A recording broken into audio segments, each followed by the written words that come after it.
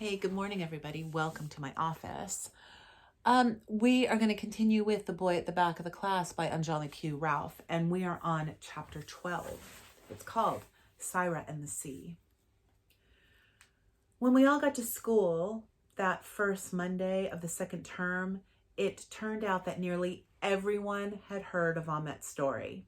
It had spread over the holiday more quickly than news of a new flavored packet of crisps, and just as quickly as he had become famous for being the boy that beat Brendan the bully, Ahmed became famous for being that refugee boy.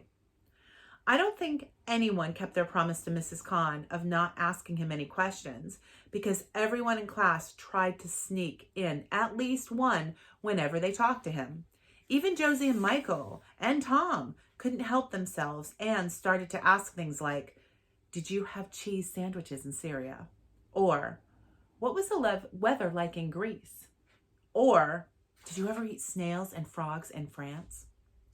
I don't think Ahmed minded because we were his friends. If he understood the question, he would just answer yes or no. And if he didn't understand, he would just stare at us and shrug. But there were lots of people he didn't know asking him lots of questions too. Some of them asked so many questions in one go that even we couldn't understand what they were saying, and we could speak English. Some classes even began to send messengers to see if they could find anything out. Messengers are usually the smallest kids in class and are paid in sweets or football stickers or extra lunch tokens to get information. Some of them are okay and leave you alone when you tell them that you don't know anything. But the ones that work for the school bullies are especially annoying. It's not their fault really, because they get beaten up if they don't go back with something new to tell, but sometimes they won't listen to you even after you've already given them an answer. The most annoying messenger in school is Victor. Victor's extra skinny, even though he eats chips every day, and he has a gold earring in his ear. He works for two upper school bullies whose names I don't know, but who are always hanging around by the lower boys' toilets and shake anyone that goes in until everything falls out of their pockets. And he also works for a group of girls who always stand around the water fountain, so you never really know who he's messengering for. After everyone had found out that Ahmed was a refugee, Victor followed us around for nearly a whole week. At break times, at lunch times, and even at home times, he would suddenly appear and ask lots of questions that I found strange, like, where did you get your shoes from? Are you scared of fireworks? Can you make a tent from a shirt? And are you really 9, or are you secretly older? He got so annoying that even the break duty teachers began to notice and told him to leave Ahmed alone, except Mr. Irons. After he got told off by Mrs. Saunders and Miss Hemsey one day, Victor stayed away, but his questions stayed with us. Sometimes words hang around longer than people, even when you don't want them to. And whenever I was on my own or just with Tom and Josie and Michael, Victor's questions would pop into my head and make me wonder what they meant. The only thing that was even more annoying than the messengers was Brendan the bully, because instead of being nicer to Ahmed after seeing his pictures and hearing his story, Brendan the bully became even more horrible. He seemed to have forgotten that Ahmed could turn into a lion and punch him hundreds of times, because he began to whisper, "Oi, smelly refugee bag," whenever he saw him. And in class, he would throw spitballs whenever Mrs. Khan or Miss Hemsey weren't looking. When we told Ahmed to tell Mrs. Khan and Mrs. Saunders about it, he shook his head and said, "I'm not scared. Lots of badder people in camps. My dad say I fight them, so I fight him." When Ahmed said this, I thought he was very brave. So on Halloween, I brought in one of my favorite Tintin books for him to look at, because in it, Tintin stays and fights lots of bad guys, even though the bad guys are bigger and there are lots more of them. There are always lots more of them. See, you You like this, see? I said, showing him the book. I was dressed up as a vampire and Ahmed was dressed as a green monster, although Tom said it was the Hulk. We were sitting on the playground on our own because Tom and Josie and Michael were still eating their lunch and taking too long.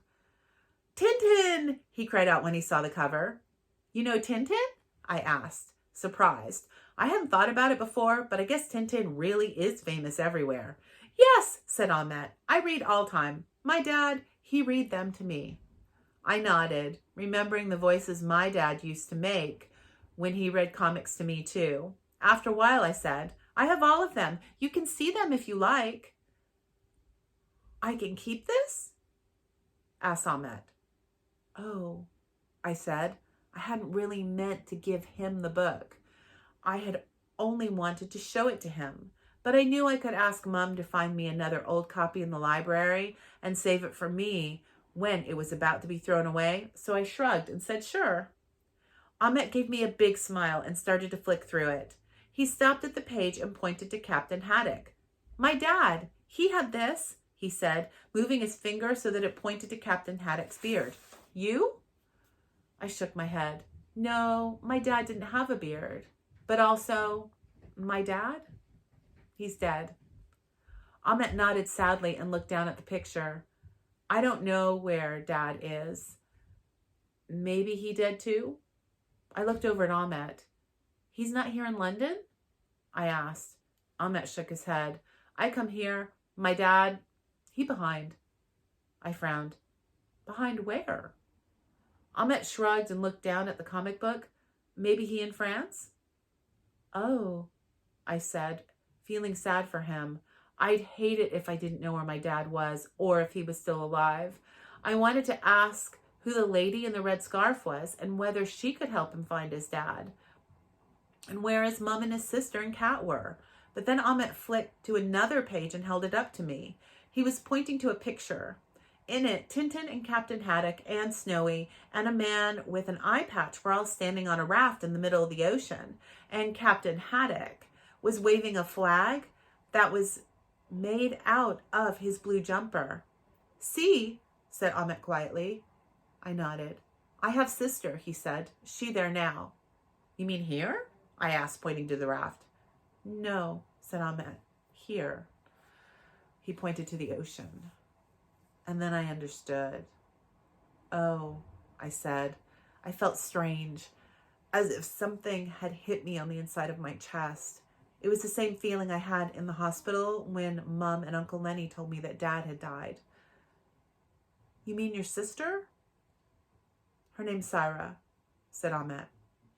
Syra, she is in the sea?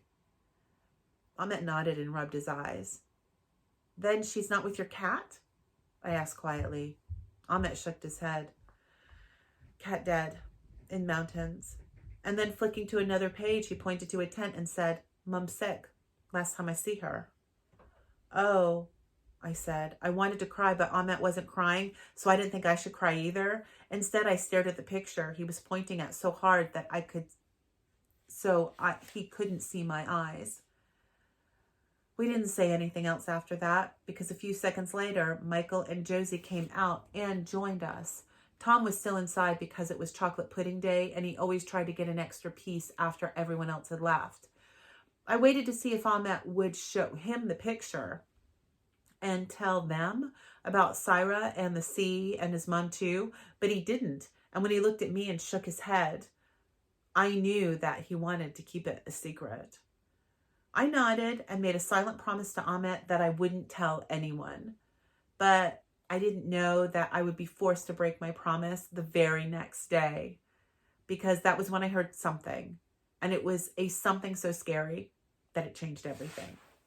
That was the end of chapter 12. More next time.